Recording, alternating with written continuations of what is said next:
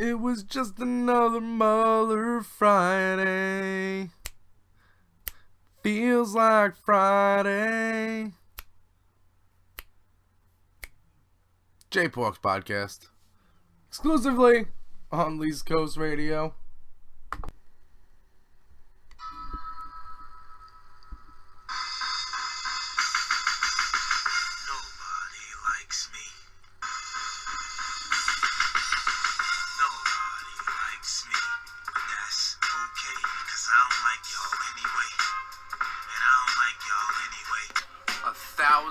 Mile journey begins with one step.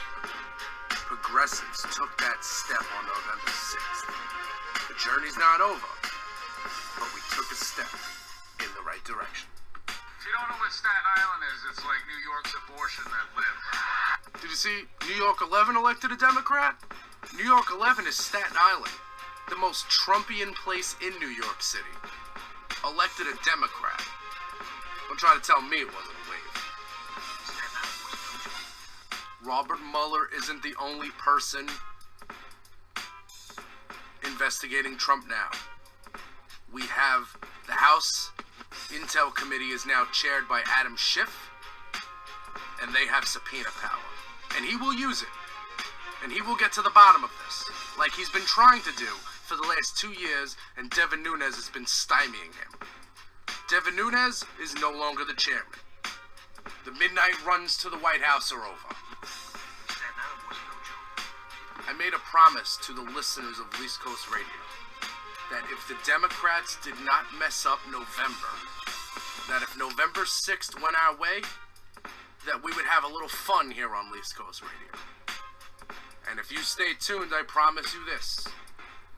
Along with our fighting fascism and trying to save democracy, we will have a little fun. Because we earned it. Keep it locked to East Coast Radio. Representing Staten Island. Remember, we got Dies in Your House at the end of the week. We got the J-Pork's podcast at the beginning of the week. Every week, East Coast Radio for the least heard voices. Get us on Patreon, patreon.com/J-Porks, and follow us on Twitter at East Coast Radio. Let's punch fascism in the face. One podcast at a time. If you don't know what Staten Island is, it's like New York's abortion that lived. Representing Staten Island. Staten Island was no joke.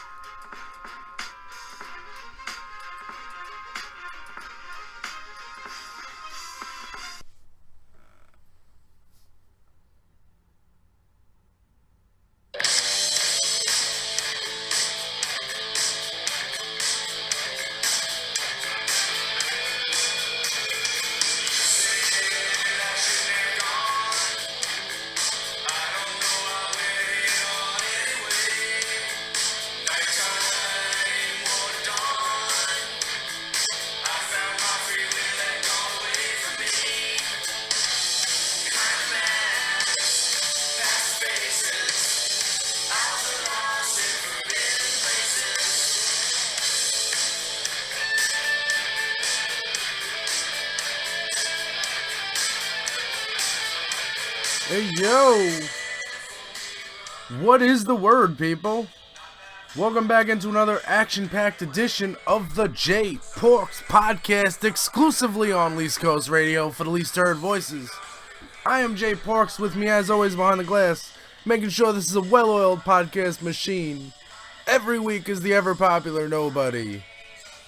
That on the intro is the Meat Puppets with Forbidden Places. It is the title track from their 1990 effort, Forbidden Places, which is actually out of print. It's out of print. I did some digging into that because a fan asked me about it, and I, spoke to management and stuff, and they're trying to figure that out. I'm not even sure if it's on Spotify, so Forbidden Places is a really good album. I think it's on London Records, and London Records no longer exists. That's why. I think. I'm not sure. I'm not looking at the Wikipedia page right now. Okay. Hypocrisy is a dangerous thing. It's a dangerous drug. It's a hell of a drug. And we're going to talk about that in 1 second. in the thread count, we're going to dive into these Mueller memos. We're going to talk about what they mean, and we're going to get some analysis, courtesy of some friends on the interwebs. But right now, I just want to remind everybody that when Democrats wanted every vote counted in Florida and in Georgia, Republicans went on television and said voter fraud, voter fraud, voter fraud, fixed elections, rigged elections, the Trump speak. They towed that line, which is a very dangerous line to tow. But when a Republican guy in North Carolina goes to the houses of senior citizens and takes their absentee ballots and throws away the ones that aren't for Republicans, you don't hear any Republicans saying rigged elections, voter fraud. You don't hear that. Hypocrisy's a hell of a drug. In Wisconsin, and I really hope it's Wisconsin. Yeah, it's Paul Ryan's state, right? In Wisconsin, they got a new governor, a Democratic governor, but right now, he's not the governor till January. So in this, what they call a lame duck session, because these guys are out, a lot of them are, the state legislature has passed laws limiting the power of the incoming governor. Even though the people of Wisconsin voted for this governor based on things he was going to do, the Wisconsin state legislature has decided, you know what, this guy's too liberal. And the people that voted, doesn't really matter what they voted for. We can't let this happen. It's insanity. And the only way to guarantee that we don't let this shit interfere with our aspirations in 2020 of taking our country back is by getting every single person out there to vote. Everybody. There are more progressives than conservatives. There are more young people than old people. If we can get all of our voices out there, all of our ballots out there, if we can vote everybody, no one sits it out, then I think we can overcome anything the Republicans try to throw at us. So yeah, this might be a little hiccup in these states. A little hiccup, a big hiccup. Literally fraudulent voting. There should be nationwide outrage at this. And I hope that if you hear this, or if you've seen Maddow talk about it, you are tweeting about it and you are raising your voice. Because people need to know. And that's why that was first on the docket here on the J Porks podcast. I'm trying to keep it under an hour this week. It's already not going to happen. But that's fine. You guys will stick with me because you love me, right? I love you guys. We hang out together. This is our thing. Once a week I complain, you laugh, you cry, you call me stupid, you comment on my stuff. Speaking of commenting on my stuff, where'd my phone go? There it is. So every week I have Dies in Your House. That comes out on Friday on East Coast Radio. Now, the Dies in Your House, I usually try to comment. I usually try to title it with a hashtag or something that's trending so people will, pick up on it more. There's more of a chance of people seeing it on Twitter, seeing it trending, seeing the trending topic, hitting that, and then they'll say, oh, wow, maybe I want to listen to the J Porks podcast that this guy mentioned is coming out on Monday. So Friday's episode of Dies in Your House was Individual One. That was one of the top trends on Twitter. So I got a comment from somebody, and I'm going to read it to you. This person's name is Jesse Edsall, Edsall. And I'm saying their name because I want you to go look for this person online and just ask them what's wrong with them. Let's listen to the comment. The notes say Michael Cohen, quote, admitted that he coordinated with Individual 1. Individual 1, in parentheses Trump, does not admit this. Therefore, Cohen actually, quote, alleges this. Cohen could have acted on his own, perhaps to frame POTUS. So you would think, after reading that stupidity, one would comment with a long... I didn't even give him the time of day. I commented and I wrote what I actually felt at the time when I read that comment, and that was, for the love of God. For the love of God. This is what people believe? So Michael Cohen paid off 2 porn stars at the benefit of Trump because he wanted to? Lawyers don't act on their own. They follow directions from their client. They might advise their client, but they don't do things on their own. That's not how lawyers work. That's not how fixers work.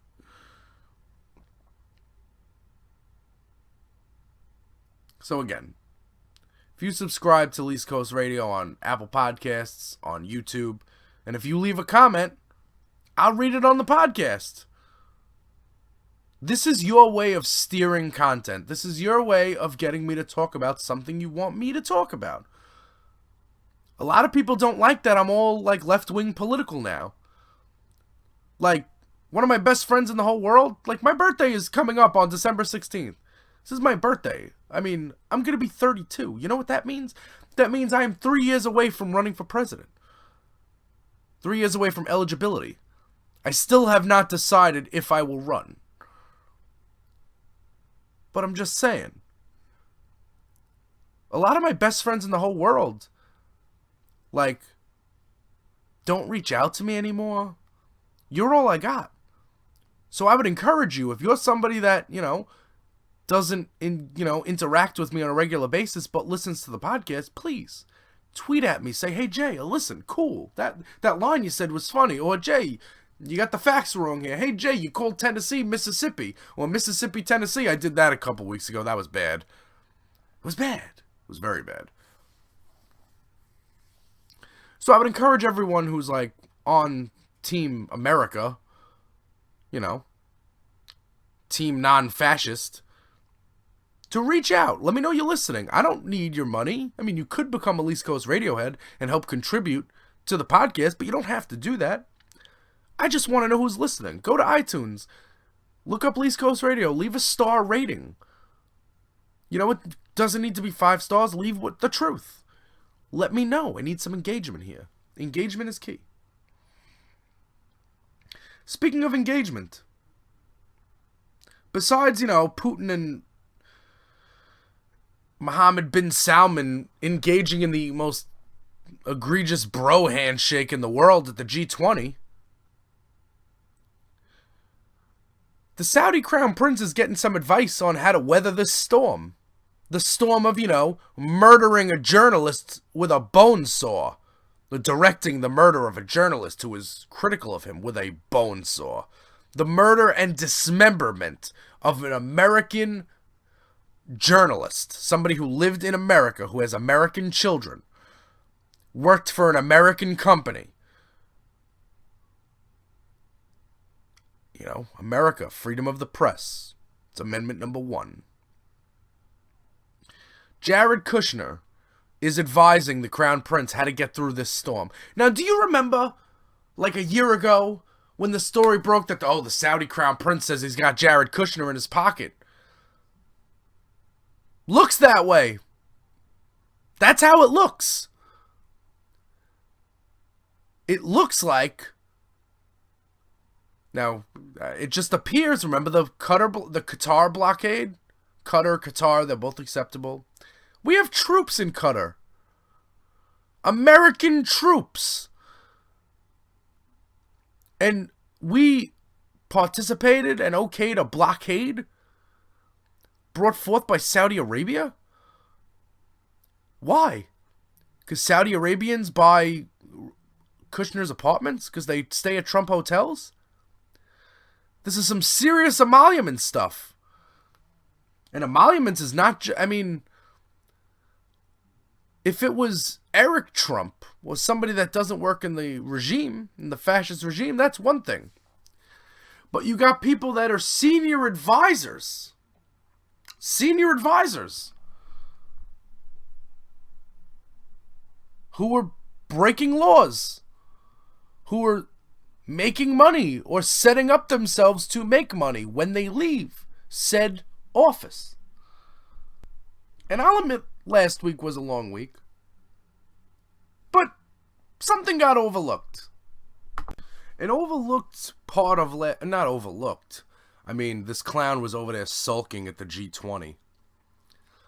But did you see Ivanka Trump back there? I mean, I know Ivanka Trump is a senior advisor. And I know Ivanka Trump, you know, works in the White House. But at the same time, why? What was she doing? So, Molly Jung Fast, who I follow on Twitter, she wrote a couple books, and she has an article in Forward. And I'm going to read this for you. It's, what is Ivanka Trump selling? And I found this very interesting, and we are going to share this with you. That is Doink's music, because this is indeed a clown show. Last weekend, while Trump was wandering around the stage looking longingly at the blossoming friendship between Saudi Crown Prince Mohammed bin Salman and Vladimir Putin, Ivanka Trump was pressing the flesh at this year's G20 summit in Argentina. It's hard to notice that Trump's favorite female has certainly been taken down a peg since last year's G20, when Ivanka caused a lot of controversy by sitting in her father's seat during one of the summit events. She also spoke at a women's summit which drew groans and boos. Not so this year, when the first daughter was largely silent and stuck mostly to smiling and waving, both things she's extremely good at, as well as socializing with bin Salman, another social pariah. The ornamental quality of this year's performance, especially as contrasted with last year's, crystallized something I've been wondering about Ivanka. She's an advisor to the president who doesn't advise him, a dignitary to the G20 with no dignity, a woman working with no job, a working woman with no job, a public official who doesn't serve the public, and now that she no longer sells her sweatshop crafted namesake clothing, what is it that Trump's daughter is actually selling? A Google search for Ivanka Trump G20 provides a fascinating window into what the first daughter is trying to sell, to the American people. Most of the stories include the word struts or glamour. There's a story about a $3,000 Chanel bag that Ivanka enjoys, a $700 Oscar de la Renta outfit. One story includes the word glamorous checked peplum dress. In fact, absent any public speeches, all of the stories are about her clothes. These are stories of her power pumps, but there are no stories of bold policy initiatives or brave speeches, because Ivanka doesn't do those things. In fact, Ivanka never challenges her father. She merely boosts decisions he's already made. She didn't call out her father's horrific family separation policy until he had already ended it. When asked about her father's sexual misconduct allegations, she replied, "I don't think that's a question you'd ask many other daughters." She preaches a doctrine of thick empowerment and training for the future, but has nothing to show for it. She loves STEM. She adores criminal justice. She talks about the need for affordable childcare, but nothing ever comes from it. She is to feminism what her father is to success, what the Bachelor franchise is to love. A perfectly formed, TV-ready mirage. She has obviously, in her 37 years of privilege, been able to figure out the catchphrases that make one seem feminist. She even wrote a book called Women Who Work, Rewriting the Rules for Success. But of course, it's a simulacrum. I'm not very smart. As someone whose entire success has rested solely on her proximity to her deeply misogynistic father and her history of running sweatshops, it can't be anything but a pantomime of... Trump's daughter is no feminist. She doesn't even want to be. That's the Trump brand. Why be it when you can sell it? Still, one wonders why Ivanka picked feminism to be her particular brand. But watching her performance at the G20, I finally realized that Ivanka isn't trying to sell feminism after all. It's the faux feminism that she's selling. The very Trump brand of wokeness. You don't have to do all the hard work. You just have to be photographed pretending to on Instagram. The thing Ivanka is trying to sell us on the 21st century socialite housewife whose primary purpose is smooth-skinned proximity to power. That is neither threatening nor particularly empowering. Ivanka is the perfect fake empowered feminist. All the shiny Instagram posts and no particular policy. Ivanka Trump thinks she wants to govern, but what she really wants is to grow her brand. And like her father, her brand is the reality TV version of her value. Amped up and wrung out of any meaning. An elegant shell, a perversion of an otherwise good idea. That's what she's selling. The MAGA woman. Wealthy from her father, subservient to her husband, and vapid but somehow still projecting an appearance of intelligence. Maybe she really is her father's daughter. She sure is an expert in perverting norms to own the libs. And that's from Molly Jung Fast, who is the author of 2 novels and a memoir. And she's a good follow on Twitter. Follow her at Molly Jung Fast. Yeah. As I was reading that, I came up with a great... It's like, you know those people... We all have friends, and Instagram was the common denominator here. Do you have friends that post on Instagram the inspirational quotes? Like, way too many of them. Like, you miss 100% of the shots you don't take. You know? Stuff like that. But you know these people in real life. They're not like people you met on the internet. These are people you know in real life. And you see these inspirational quotes. And that person's not like that at all. That's not how that person is. Why is this person... Why is this person displaying a phony persona for the internet? You wonder that to yourself. That's what Ivanka Trump is doing. Ivanka Trump did not change. Ivanka Trump did not decide, oh, I'm going to work in the White House and I'm going to make things better. That didn't happen. She said, if I'm in the White House, more people are going to know my name. And if more people know my name, more people buy my stuff. That's what it is. She's a phony. And it's like, it's one thing to, to think that the guardrails of democracy are going to be people like, Jim Mattis and McMaster before he was gone. You thought like that those would be the guardrails of democracy, but those people come and go. So you would hope that like maybe the people that can't get fired, the children, you would think like, you would hope that they would have some secret like liberal agenda that they want to enact. Nope, not a thing. They really, Jared and Ivanka,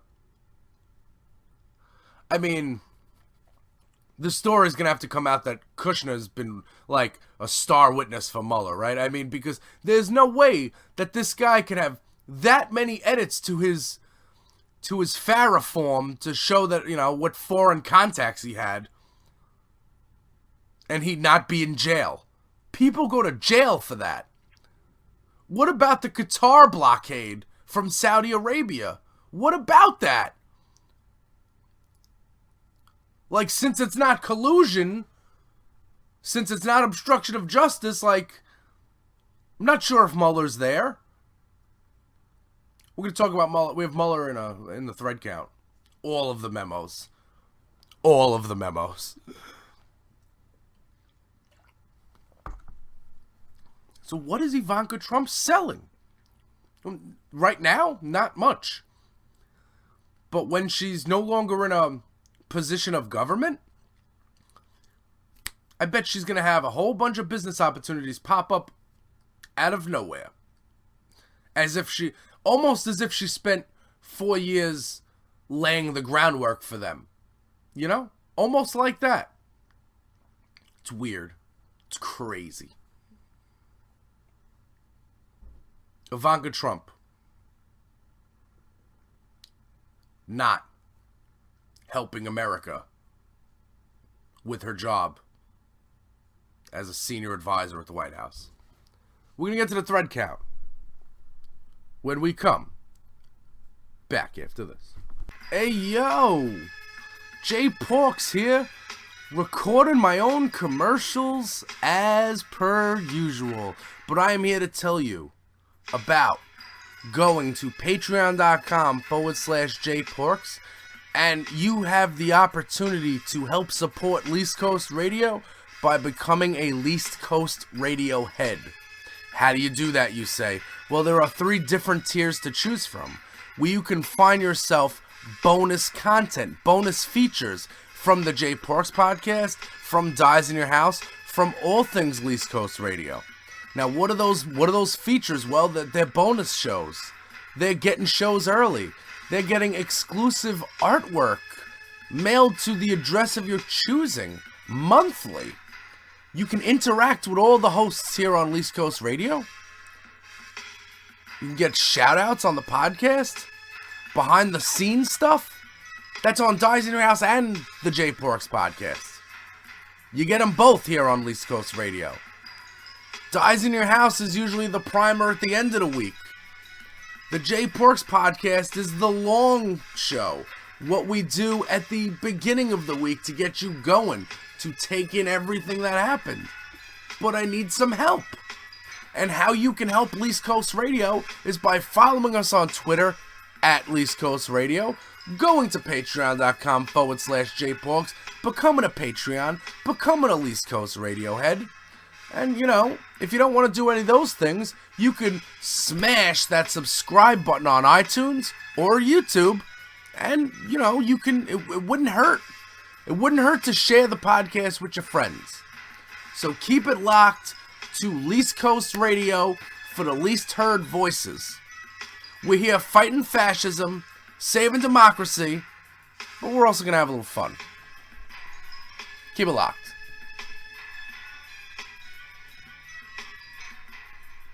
And here on the Jay Porks podcast, when we're going to break something down, we turn to the thread count. I don't know if you just tuned in, if you're just starting to enjoy yourselves a little bit of Least Coast Radio for the least heard voices. But every week when we need the big stuff broken down for us, we turn to Twitter. We turn to the people who have been fighting for democracy since day one. And by day one, we mean November 9th, 2016. People who have been telling us this is what's going on. And now that this stuff is going on, people like me know about all the sedition and the treason and the conspiracy and the fraud and Rosneft and Alpha Bank and Cohen being in Prague. I know about all that. And we know about that from our friends on Twitter. People like Greg Oliar, people like Eric Garland, people like Jen Kirkman, people like Spicy Files, people like The Horse Whisperer, people like John Scheindler, and people like whose thread I'm going to read right now. That's Dr. Denna Grayson. Now, on the last episode of Dies in Your House, we spoke about Michael Cohen and the Cohen sentencing memo and Individual 1. Well, for more of a detailed breakdown, you should go follow Dr. Denna Grayson, and I'm going to read to you what she has to say about that. Thread. The filings by Mueller in the Southern District of New York on Cohen are bigly bad news for Trump and his spawn, Don Jr., Kremlin Barbie, and Eric, and clearly indicate that Trump is an unindicted co-conspirator. And then there's the Manafort memo.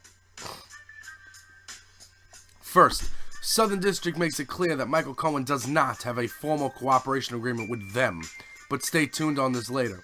As such, Southern District of NY asked the court for a substantial term of imprisonment.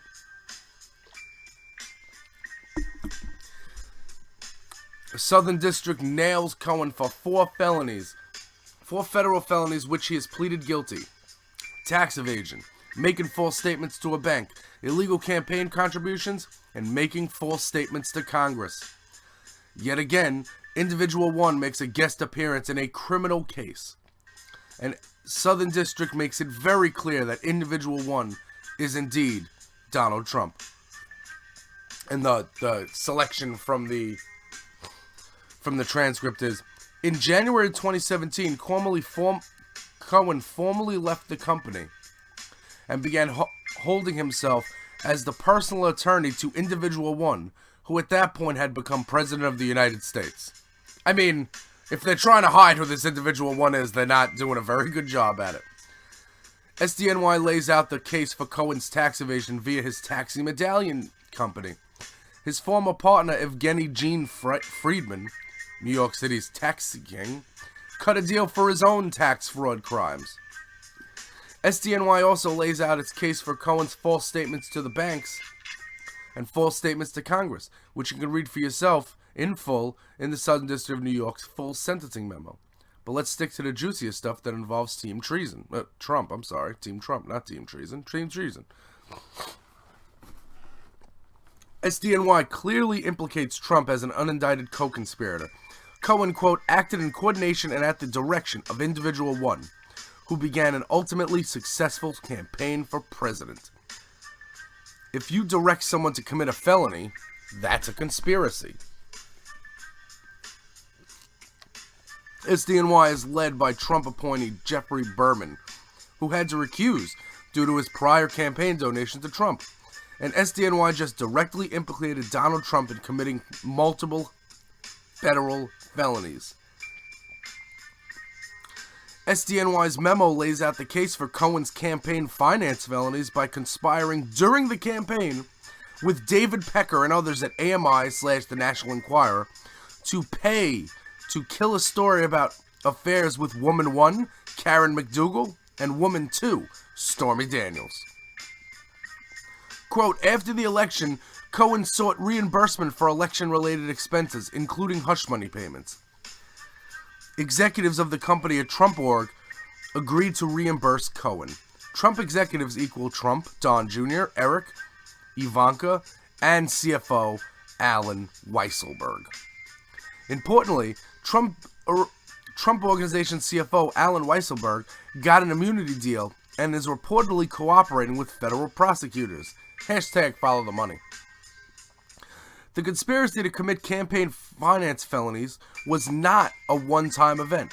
In fact, quote, at the instruction of an executive for the Trump Organization, Cohen sent monthly invoices. Trump Organization then falsely accounted for these payments as, quote, legal expenses. The Southern District of New York says that although Cohen's assistance to Mueller was significant, he apparently was not fully cooperating with the Southern District of New York. It's possible that Cohen got a deal with Mueller to avoid future prosecution for other crimes. If so, this deal may be kept a secret.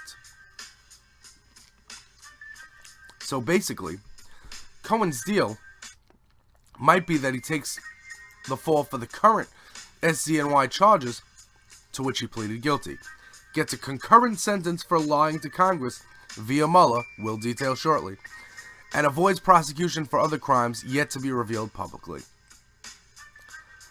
Now that was all on the Southern District of New York. Now Denna's going to break down the Mueller memo on Cohen. Now on to Mueller's memo on Cohen, which is very juicy reading and clearly implicates Trump. Mueller's memo focuses on his lying to Congress and starts with asking the court to go light on Cohen so that even if he gets any prison time, it will be served the same as his presumably much longer sentence for the SDNY still federal crimes. Mueller has zero reason to be lenient with the self-admitted felon Michael Cohen. And you can just ask Paul Manafort about that.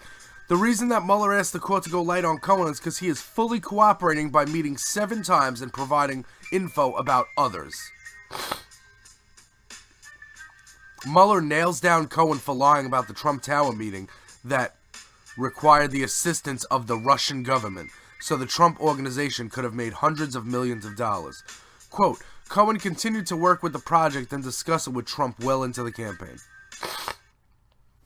Cohen continued to work on the project and discuss it with Trump well into the campaign, at a time of sustained efforts by the Russian government to interfere with the election. Mueller cuts right to the heart of Trump Russia.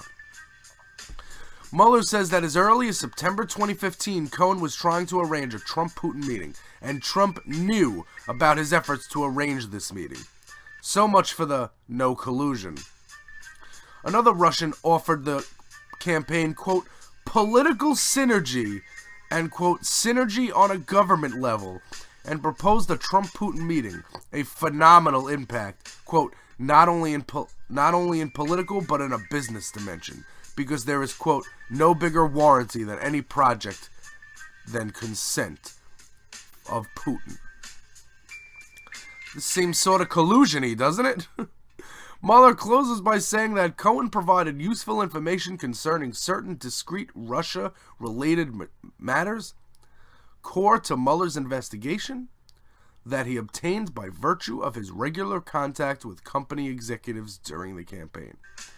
These executives at Trump Organization are Donald Trump and his spawn, Don Jr., Kremlin Bobby, Eric, and CFO Alan Weisselberg, who flipped. Mueller says these executives were involved with Russian-related matters, core to the Trump-Russia investigation. This is a bombshell. Cohen provided useful information about Russia-related matters that involved Trump Organization during the campaign, because the Steele dossier alleges an extensive conspiracy between the Trump campaign and the Kremlin. Cohen also provided Mueller with info about his contacts with persons connected to the White House during 2017-2018. Exactly who are these individuals? Kush? Kremlin Barbie? Others? Anyone at the White House who had contact with Cohen should be very worried. Cohen also described the circumstances of preparing and circulating his response, quote, in parentheses, false statement equals felony, to congressional inquiries. Who received Cohen's response? Trump? Looks like Mueller is laying the foundation for a conspiracy to obstruct justice case. And, okay. And those are the 2 Cohen memos brought to you by Dr. Dana Grayson on a substantial thread, which is now over 27 tweets long. We're going to keep going because she's breaking down the Manafort thread with us, too. This is good because I thought I was going to have to go to 3 different people to get these 3 different memos broken down. I'm not. So follow Dr. Dana Grayson on Twitter. Here we go. Onward on the last of the 3 bombshell memos today from yesterday, Friday. Mueller's memo on Paulie Walnuts, Paul Manafort. Basically, Mueller opens by telling the court that he can prove that Manafort remains a lying scumbag even after cutting a deal. More interesting, Mueller talks about lies that Manafort told about pending investigations or uncharged individuals. Hashtag Mueller time. Who could these uncharged individuals be that Manafort lied about? Giuliani says Mueller told Manafort they don't believe that Trump did not know about the Russian lawyer meeting. Meaning, Trump knew and likely lied about it in his answers to Mueller. Mueller doesn't mention the Russian lawyer meeting, but says that Manafort lied about former GRU Konstantin Kilmenik, the conduit to the Kremlin via Oleg Deripaska, wire transfers, another DOJ probe, and contacts with administration officials. Much of the Kilmenik info is redacted for obvious reasons, but Mueller does reveal that Kilmenik, former GRU, conspired with Manafort to tamper with witnesses in an attempt to cover up Manafort's crimes. Here's what Mueller said about Manafort's lies about a wire transfer. And this is after signing the plea agreement. Manafort lied about a $125 payment made toward a debt incurred by Manafort to a firm working for Manafort in 2017.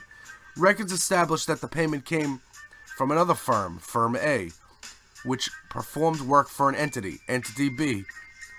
Manafort has a long relationship with heads of Firm A, and Entity B.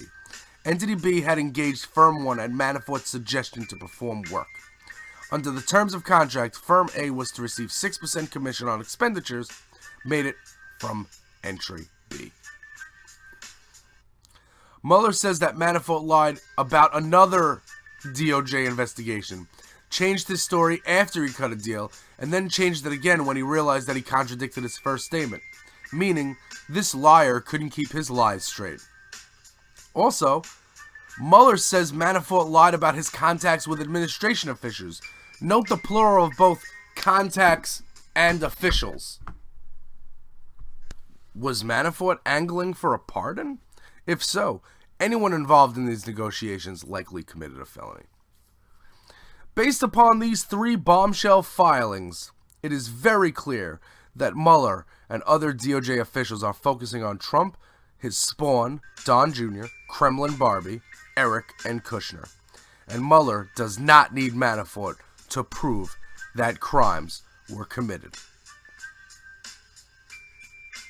And that, my friends, is the breakdown. Dr. Denna Grayson.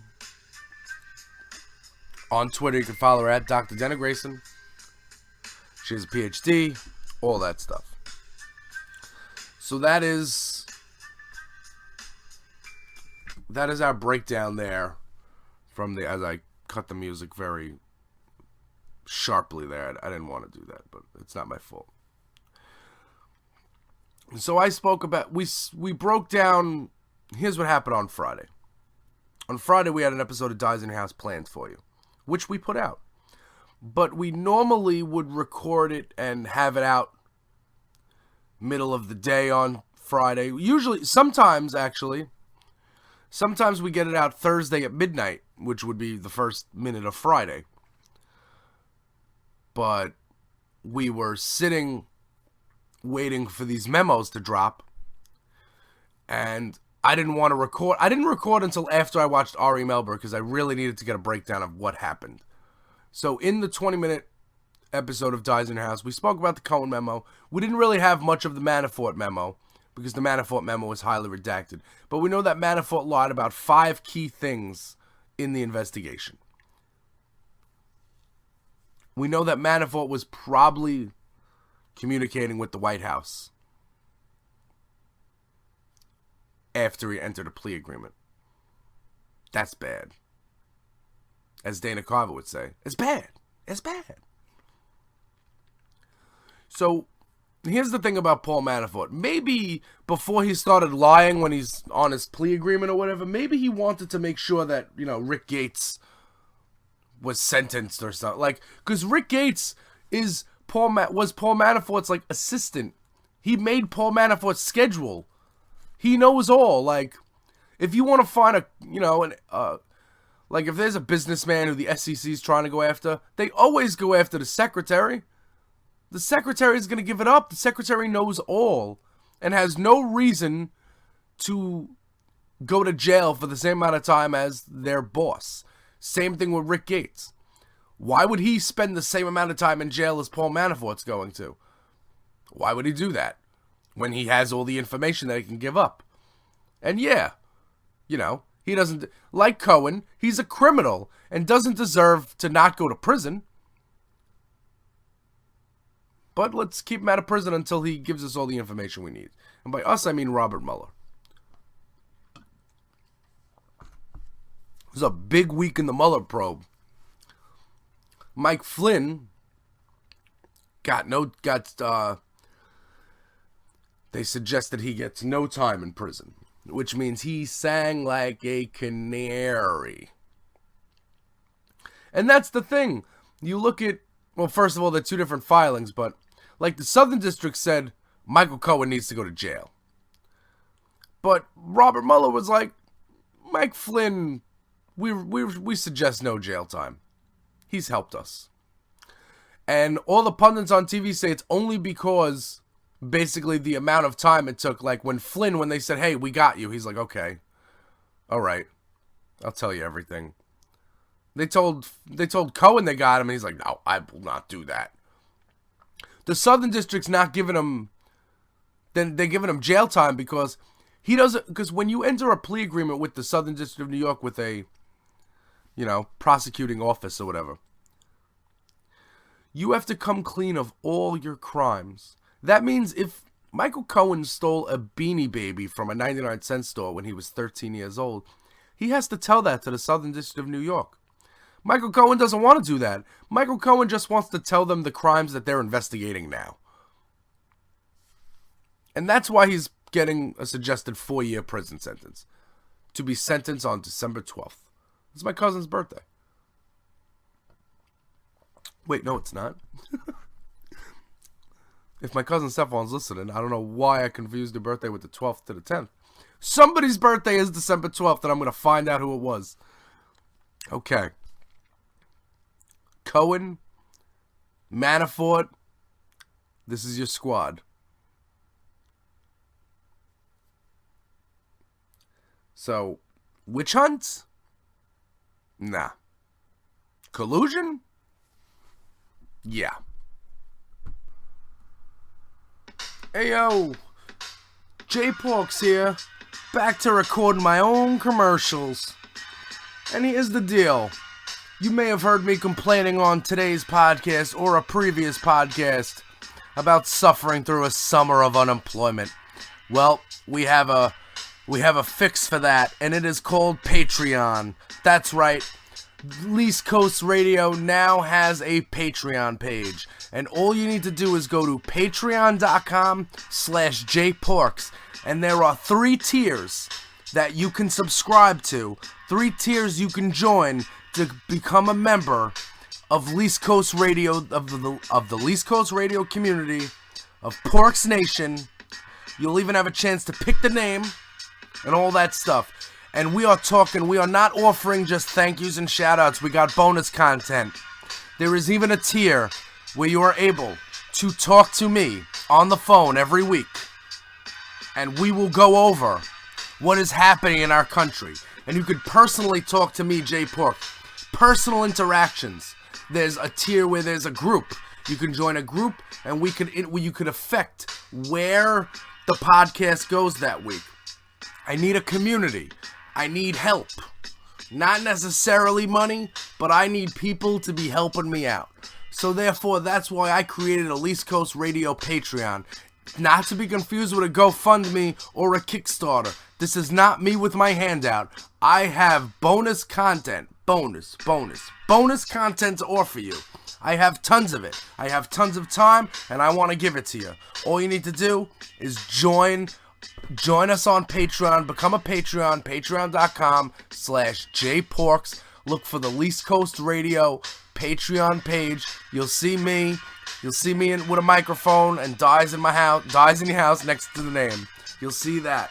So just go hit us on Patreon. You will get a thank you. I will know that, and you will have a lot to do with what goes down on the J Porks podcast and everything concerned with East Coast Radio. It's going to be a big year for us. 2018. Let's get it done. And we're back. Okay. Trying to keep this to an hour this week. 2 hours, 90 minutes. It's going to be hard for people to listen. So, and since I'm putting the air quotes fun part on the back of the podcast, I figure we got to try to condense this. We'll make Dies in Your House maybe 5 minutes extra every week. All right. Okay. Thread count. Thread count was good. Michael Cohen memo. Manafort memo. Flynn got sentenced. Or Flynn got his suggested sentencing. Mueller memos on both topics. Russia investigation. Steaming forward. No sign of witches. So, as we said, Dems took back the House. So I told you that not everything would be, depression and, we'd try to have a little fun on the podcast. And I found a list. Now, this might not necessarily be fun, but it's not going to be angry. Well, it might be fun the way the alternative bands list was fun. But you guys know Mediaite? Now, I know Mediaite is... I learned of them... They had the video of Lawrence O'Donnell breaking down that day. Like Bill O'Reilly style. Oh, it was phenomenal. Anyway, they always have, they get some leaked videos and they share it. Anyway, So they have a list of the most influential news media in 2018. And it's a list of 75 people. We're just going to go through the highlights here. The ones who we know. The ones who we care about. So, 75 is Bill Hemmer. I'm not going to read that because I don't know who he is. But number 74, Daniel Dale. If you follow Daniel Dale on Twitter, he writes for, the Toronto... He writes, I think, for a paper in Toronto. Anyway, or he's from Toronto. He live tweets the rallies and he fact checks in real time. After this is all said and done, Daniel Dale's going to have a book out of all the lies. He is covering it in real time. And his Twitter is a phenomenal place to be if you want to, in real time, break down all the lies that are told. 73 checking in, Joy Reid. We catch her on the weekends on MSNBC. 72 is John Oliver. John Oliver is number 22. And it says here that his knack for turning boring topics into viral commentary has actually changed policy. And that policy was written about in Time magazine in 2015, the John Oliver effect. Let's go down the list here. 69 is Bill Maher. What a blowhard. I stopped watching Bill Maher. I'm so sick of him. I am sick of old man yells at cloud. I'm sick of, everything that's wrong with the Democrats is technology. Shut up. Shut up. Doesn't shy away from controversy. Screw him. He had Steve Bannon on his show. Not interested. So scrolling down the list, 66 is Brooke Baldwin. She is famous for... No, well, this is not why she's famous. This is why I think of her. There was a congressman or a pundit. Somebody was on CNN with her. He's a conservative guy. And he said to her, this is something everybody likes. Like boobs. Everybody likes boobs. And she was like, what did you just say? And he's like, well, I was just saying. She's like, yeah, I'm going to have to cut you off there because you just said that on television. Just very straight-faced. What did you just say? She wasn't going to laugh it off and continue the interview. Oh, God, this is one of those freaking... You ever get those list articles and they're you have to click 10 on each page? I hate that. Harvey Levin from TMZ is 65. Preet Bharara is 64. He's got a podcast. 63, Ali Velshi and Stephanie Rule. I was just talking about them to my girlfriend. Aren't they the daytime Joe and Mika? That's what they are now, right? I mean, I'm not saying that they're a thing, but, they're cute and stuff, and, they work together well. They both like money. I love it. When I say like money, I mean, they're both financial experts. They would be on CNBC if there was a slot open, I'm sure. Okay, continuing on. Let's go down the list. Number 59, Natasha Bertrand. Atlantic staff writer Natasha Bertrand proved to be smart, savvy, and connected last year, but in 2018, her name recognition became higher than ever, as she churned out scoops and spent more time in front of a camera on MSNBC. She's a fixture on Morning Joe and offers analysis throughout the day. Her biggest claim to a place on this list is her coverage of the Trump-Russia investigation, which has been extensive and widely read. Yes. 58 is Van Jones. Fuck Van Jones. April Ryan is 57. She's the one that Trump is always yelling at in the press conference. Oh, you're uneducated. You had your one question. April Ryan will not be silenced. 56, Nicole Wallace. I love that 4 o'clock slot on MSNBC. It's good times.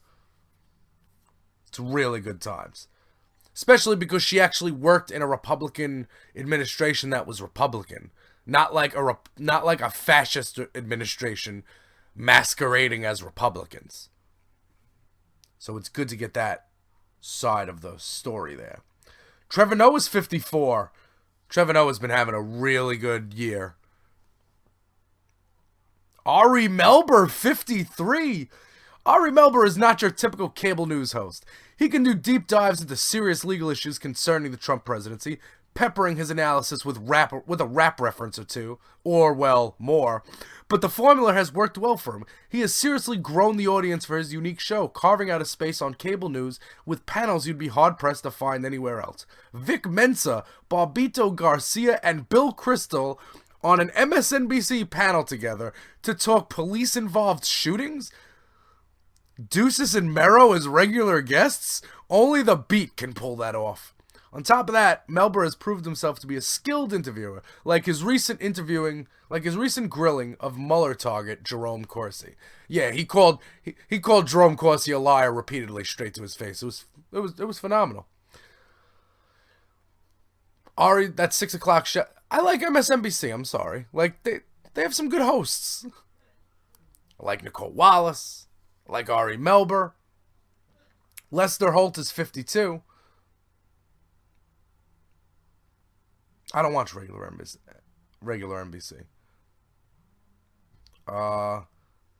Gayle King, Nora O'Donnell, and John Dickinson are all sharing 48. That's sexism, is it not? Can't give the women their own slot. Nah, I don't. Willie Geist, 47. Willie Geist is on the Today Show, then he runs across the studio to Morning Joe. 46 is Michael Schmidt. He writes for the New York Times, and he's the one that teamed up with Emily Steele to deliver major sexual harassment investigation that ended Bill O'Reilly's career at Fox, and he won a Pulitzer Prize in 2018. Usually shares a byline with Maggie Haberman too. So Lawrence O'Donnell, 44. Love Lawrence's show. Good times. Lou Dobbs, 43. Fuck that guy. Chris Hayes, 42. Chris Hayes is... Alright, the other day... What dropped? Was it the Cohen memo? No, it was Thursday. There was a document that came out. Something off the docket, and Chris Hayes literally read it on air. They went like a half hour without a commercial. Very smart guy. Josh Dorsey, Robert Costa, Ashley Parker, and Phil Rucker are all sharing 41, as they are the Washington Post team.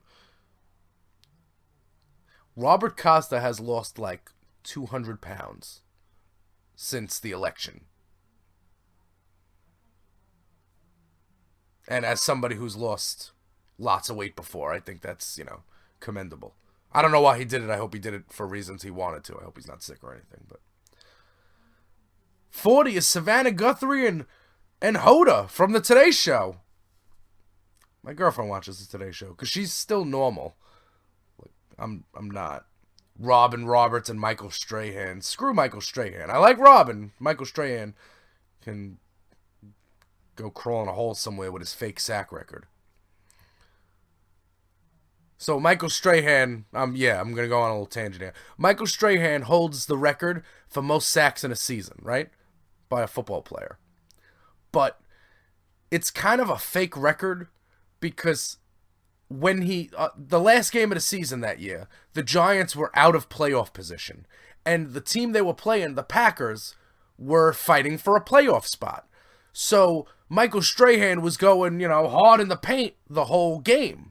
So, like in the second or third quarter, Brett Favre just let him sack him so he can get the record and leave him alone. And after that, that's what happened. He left him alone, the Packers won, and Michael Strahan has some fake record. So, screw Michael Strahan, okay? Of course, Mark Gastineau had that record before. Michael Strahan, he's a Jets player, and the Jets have rarely any records, so there's that. 36 is Laura Ingram. I have a feeling we're going to get into conservative town as we get down here, because we hate Fox News, but they get ratings. Senk Jung, the guy from the Young Turks. Now, the jury is out with East Coast Radio here on the Young Turks. We know they've taken Wall Street money. They may have taken Russian money. We don't know. I have not done enough research, so I do not really tune into the Young Turks much. They have a lot to do with Justice Democrats, which is, could create a problem for Democrats in 2020 if we don't get a handle on it now. The infighting in the Democrats needs to stop. 34, Stephen Colbert. Remember when they said that Stephen Colbert was going to suck in that time slot? Remember? Stephen Colbert's got a nice little show going on. I mean, of all the late night shows, the late night circuit sucks. Seth Meyers is only good. I like Seth Meyers when he does a closer look, like when he does his Weekend Update type stuff. Because Seth Meyers was good at Weekend Update. Because he learned from Tina Fey. But, Stephen Colbert, enjoying his little late night show. 32 is Hallie Jackson, Kristen Welker, and Peter Alexander. The NBC News trio consistently made their presence felt back when the White House press briefing was more than just a monthly occurrence. And Hallie Jackson, of course, is the NBC's chief White House correspondent. So she is the boss of everybody that goes to the White House and asks questions on MSNBC and NBC. I don't know how old she is, but she looks like she's younger than me. Which means some people are successful and some people are me. Jake Tapper, 29. Mike Allen, Jim Vandehei, and Jonathan Swan. These are the guys from Axios. Jonathan Swan's got the accent. Jim Vandehei's he's like a Trump apologist. The Coop is at 26. Anderson Cooper. The Coop. Love the Coop. Megyn Kelly's at 25. She hasn't had a job in 4 months. What's influential about her? Is this... Yeah, it's influential. That's the title on the list. Continuing on. Scrolling down to people I know. The View is at 21. Ew.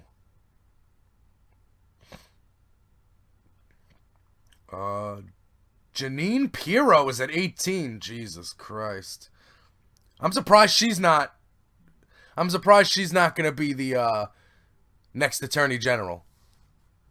I mean, the UN, the new ambassador of the UN was a Fox News anchor. What's the difference? At least Janine Pirro has some legal background, doesn't she? Maggie Haberman's at 18. Maggie Haberman, her source is Trump.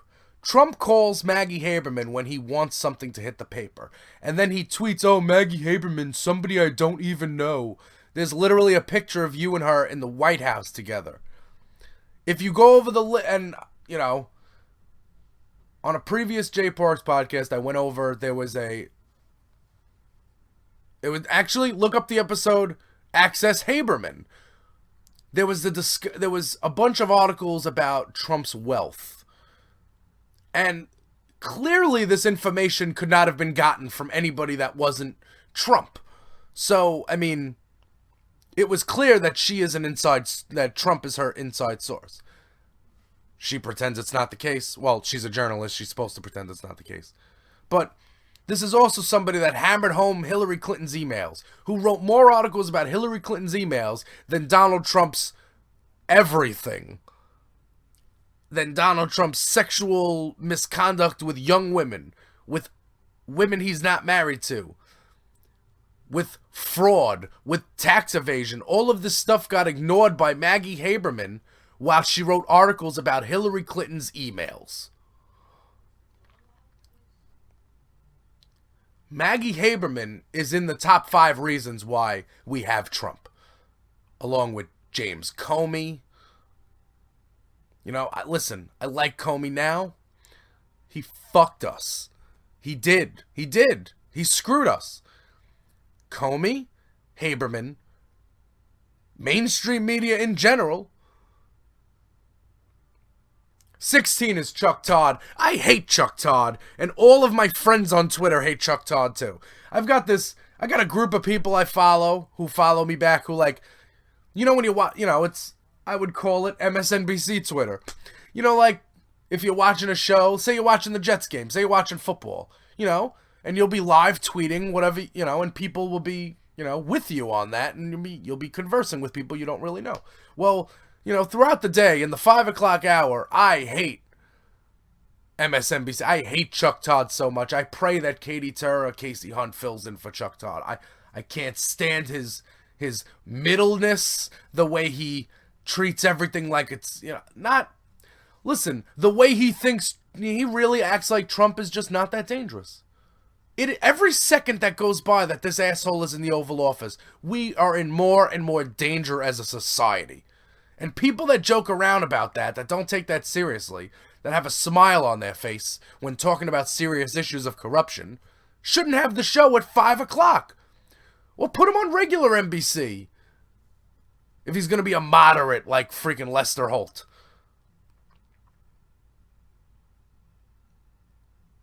One of the most informed news anchors. Bull crap. Yeah, well, you know what? Tucker Carlson beat him on this list, so how about that? How well informed is he if he's getting beat by Tucker fucking Carlson? Who was at 15? Shep Smith, 14. Fact check. Shep Smith is the only guy on Fox News that actually throws some serious shade at Trump and doesn't, you know, sugarcoat it. And I'm pretty sure Trump doesn't know that Shep Smith is on Fox News, because if he knew, he would be tweeting at him. 13 is Rachel Maddow. Wow. She's 13? That's low. That's low. What Sean Hannity is to pro-Trump conservatives in America, Rachel Maddow is to the resistance. I'm going to pause right there. That's not accurate. Rachel Maddow was always doing a serious news show. You know what I'm saying? She wasn't an Obama apologist when Obama was president. If Obama did something that wasn't aligned with the values of America or something that she didn't feel was right, she called it out. Drones and stuff, I don't believe that. Maddow just might be the leading voice of liberal dissent in America, and her MSNBC show serves as the refuge for those terrified of the current era. Rightfully so! Her program is also unlike any other on cable news. It features extraordinarily long but gripping opening monologues, deep dive reporting into topics often overlooked by the rest of the media, presented in an almost adultainment style. I don't know that word. It seems like it's adult mixed with entertainment. Maddow's show isn't flashy, but it's incredibly well researched and compelling. It has a massive audience. She has boasted some of her best ratings this year, often beating time slot rival Sean Hannity. Maddow was a storyteller, one of cable's best. Expect liberals to continue as she gets her guiding light as 2020 gets underway. 12 is Ronan Farrow and Jane Meyer. Ronan Farrow is all over every sexual assault allegation story this year. Harvey Weinstein, Les Moonves, Eric Schneiderman, even Brett Kavanaugh. So, like, you gotta know, like, who's he got pictures of? 11 is Chris Wallace. He's a Fox News host. Don Lemon is 10. George Stephanopoulos is 8. Jim Acosta is 7. Jim Acosta, the guy that got banned from the White House press briefing, then got unbanned. He is a real thorn in Trump's side. Well, let's go 5-1 here. 6. Joe Scarborough and Mika Brzezinski, the newly married power couple. And I do watch their show every day, but that's not to say that they weren't partly part of this mainstream media enabling Donald Trump to have a platform. Because nobody needed to give him the platform. Joe and Mika are 2 of the people that did. And now they seem like they're trying to make up for it. Which is fine. I'd rather you atone for your sins than just pretend that they weren't sins. But let's not pretend that, let's not pretend that you're not guilty here in this. 5 is Chris Cuomo, brother of Andrew. The Fox and Friends trio is number 4. Oh, boy. Number 3 is Matt Drudge from the Drudge Report. Number 2 is Jeff Zucker. What does he own? CNN? Yeah. CNN CEO. And I haven't looked at number 1. Oh, by the way, this list I did not peruse this list before I read it. I just went through it. But I haven't seen number 1, but it's probably going to be Sean Hannity. Sean Hannity's not on this list, so he's got to be. There it is. Sean Hannity. Number 1. Highest rated cable news show in the United States. So what does that tell you? Well, it tells you that there's going to be a slot opening for the highest rated cable news show in the United States fairly soon. Because if you look at Michael Cohen's 3 clients, one of them is Trump. One of them's Elliot Brody, who I'm not sure if that's his client or if he just helped broker that abortion payoff deal that they had going on. There's some secret kid. And Sean Hannity is client number 3. Sean Hannity. Now, you might say, Jay, maybe he retained him for legit reasons. For reasons that were, up to par with the standards of the law. If you think that, then you have not been paying attention to any of this Michael Cohen stuff. Any of these Michael Cohen stories that are coming out. And with that, I bid thee farewell. But before I do, I want to mention one thing. December 16th is my birthday. And you know what you can do to help me celebrate my birthday, right? You can go to patreon.com/jporks and check out the tiers and maybe become a East Coast Radiohead. This is what we do the podcast for. I am 3 weeks away from having to get a job. So you can either go to patreon.com/jporks, become a East Coast Radiohead, pledge, earn yourself some bonus content, free stuff. Get yourself a jporks.com t-shirt. You could also hit me up on Twitter @jporks and tell me where I should work. We need a job that doesn't have conservatives or drug tests. So those are really all the parameters there. So there's that. All right, before I get up on out of here, give you a list of websites you need to go to help keep me in business. I gave you patreon.com/jporks. You can go to contentconfessions.com. That's where you're going to get all your live music, news, and reviews for the fans, by the fans. I am going to pay the $14 for this month right after I hit stop on this podcast. You could also go to leastcoastradio.weebly.com. Tell me what you think of that. That might be the new jporks.com. I'm going to move some things around. Also, go to iTunes, search for East Coast Radio, or you can do it on YouTube if you don't have the Apple Podcast app. Just look for East Coast Radio, smash that subscribe button, leave some comments. when you leave a comment, if you leave a comment on Dies in Your House, I will read it on the J Parks podcast. That's what I do. It's the least I can do. I don't get much comments, and I like to encourage engagement. Okay. And if you want some music headlines, when there are music headlines every week, they are powered by Antiquiet. Antiquiet.com is your source, but for quality. They also have a podcast. You can check out the AQ podcast. Okay, till next week, folks. Wacky Weed and Warren Zevon. Resist, remove, push for this recreational, fight fascism, one podcast at a time. Use your voice, use your words, use your platform. Till next week. Late.